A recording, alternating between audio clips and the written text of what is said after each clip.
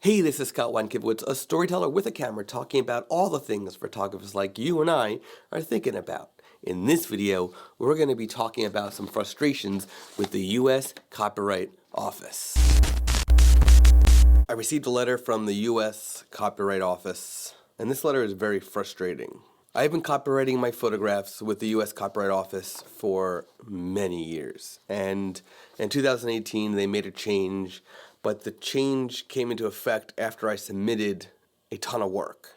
Dear Scott, after careful examination of your application, we are refusing registration because you did not file using our group registration of unpublished photographs registration option. Thus, we have closed the file, and the fee is non-refundable. They then go on to explain the two registration options. One is published work and one is unpublished work. And I want to talk quickly about, they have a list of all the requirements for the submission. This is a 3-page document they sent me. And the funny thing is that on the document, it actually doesn't even list all the requirements that's on the website now. So even this is not up to date. They did send a form if I want to request consideration, but for me to request reconsideration, it's $250 for me to request that the first time. The second time, it's $500. So it's cheaper for me to just resubmit fresh rather than requesting reconsideration. I have some notes, so excuse me as I go through this, but okay.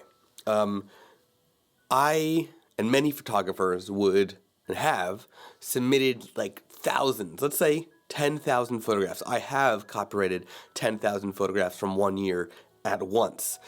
This I've done in the past, and I know many photographers do this because it was $55 to register however many photographs you wanted to send. They just had to be sent in batches and zip files certain way. But the new method, you have to send your photos in batches of 750 photos, which means that the 10,000 photos that I would have previously sent to the Copyright Office would have to be broken into 13 batches of 750 files and one batch of 250 files. That means that the $55 fee, which was originally paid to the U.S. Copyright Office, is now increased to $770. Now there's an added annoyance that the U.S. Copyright Office has made, which again was briefly summarized in the paper that they sent me, but detailed on the website. You must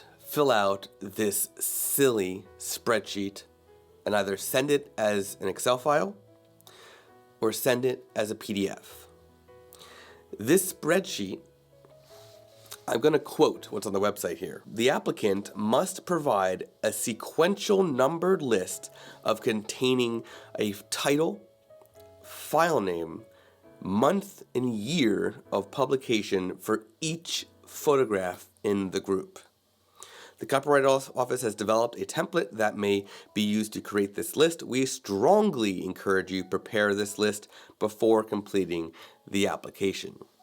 Now, think about this. You have to put down every file name, title, and month and year of the image on a spreadsheet. Sure, there's probably a way to export all this information from Lightroom, but then you have to transfer it into their spreadsheet and then you either send that with your submission or send a PDF of it. So as you can see, they created more work for something that was very easy to do, and it's purely a money grab. It's sad to see the US government make things difficult for creatives, for the small businesses who work so hard in this country. It's sad to see this happen.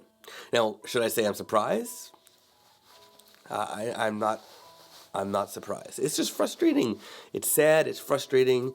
I haven't decided if I'm going to resubmit all my photographs from 2018 or if I'm going to submit my photographs in 2019 once 2020 comes. I don't know. I don't know. I mean, as a photographer, you're still protected because you as the photographer own the right by clicking that shutter button, but it's just further protection by registering it. I don't know. And the timing is interesting because if you don't know, I'm one of the contributing writers to PhotoFocus. One of the team at PhotoFocus asked a question to the community. They asked if you register your photos with the U.S. Copyright Office. I always have. Now I don't know what's going to happen. But this is some food for thought because $55 just vanished because of the money grab that the U.S. Copyright Office is making. Nothing I can do about it because requesting reconsideration is going to cost me $250. So there we go. Now I want to know how you feel about this. Have you received a letter like this from the U.S. Copyright Office? Comment and let me know.